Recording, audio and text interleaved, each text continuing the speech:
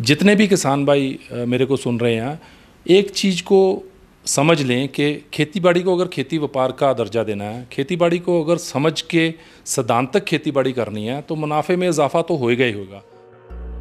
किसानों को अपनी उपज के लिए पर्याप्त भंडारण और माल गोदाम संबंधी सुविधाएं न मिल पाने के कारण उन्हें अक्सर भारी नुकसान उठाना पड़ता है, जिस वजह से वे अक्सर अपनी उपज को औने पौने दामों में बेचने के लिए विवश हो जाते हैं।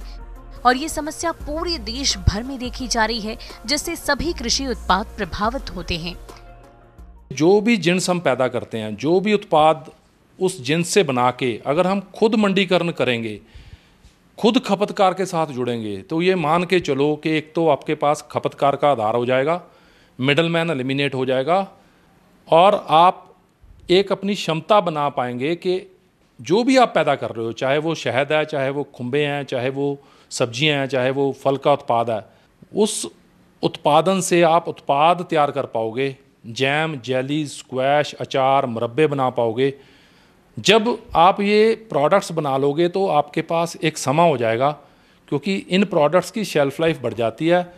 रॉ हनी और रॉ मशरूम और रॉ सब्जियां और फल है, इसकी शेल्फ़ लाइफ कम होती है। जब इसको प्रोसेस कर लेते हैं तो शेल्फ़ लाइफ बढ़ जाती है, समय का प्रेशर नहीं रहता, आपके पास मंडीकरण के लिए काफ़ी समय हो जाता है।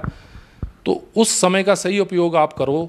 6 महीने की जो आमदन है उसको आप महीने की आमदन में बदल सकते हो, हफ्ते की आमदन में बदल सकते हो, रोज़ की आमदन में बदल सकते हो। इसके अलावा मैं एक मैसेज और देना चाहता हूँ कि पैकेजिंग और लेबलिंग में बहुत काम करने की ज़रूरत है।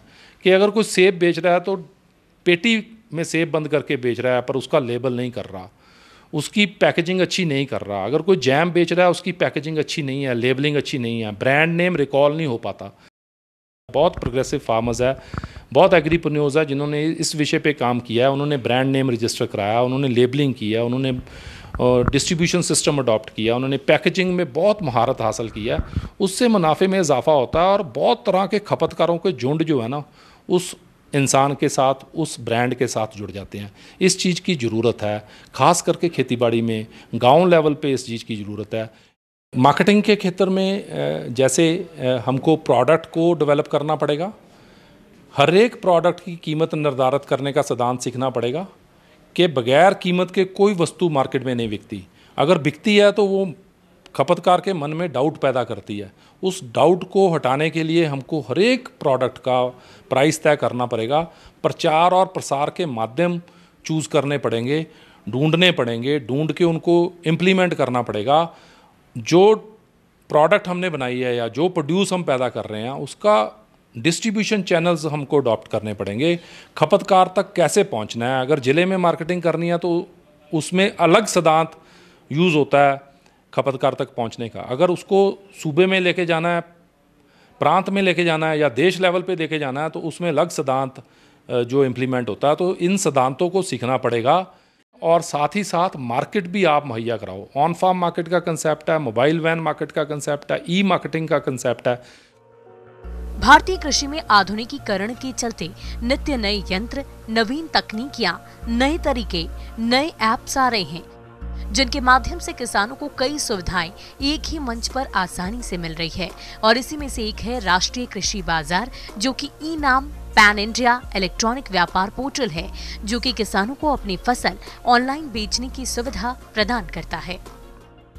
इस तरह से हमको मंडीकरण के सिद्धांत सीख के, तरह तरह के झुंड हैं खपतकारों के, उन झुंडों की ज़रूरतों को समझ के अपनी प्रोडक्ट को डेवलप करना पड़ेगा, मार्केट में उतारना पड़ेगा। जैसे कोई भी शर्ट का कलर दूसरे की शर्ट से मैच नहीं करता, डिज़ाइन मैच नहीं करता, ऐसे हमको भी खाने पीने वाले जो पदार्थ हैं, फूड प्रोडक्ट्स हैं, उसको अलग अलग पैकेजिंग में, अलग अलग साइज़ ऑफ पैकेजिंग में, उसको एज इंग्रेडिएंट उस दो चीज़ों को मिला के कोई अलग प्रोडक्ट बना के खपतकार को मुहैया कराना पड़ेगा, ताकि खपतकार आकर्षित हो आपकी वस्तु की तरफ।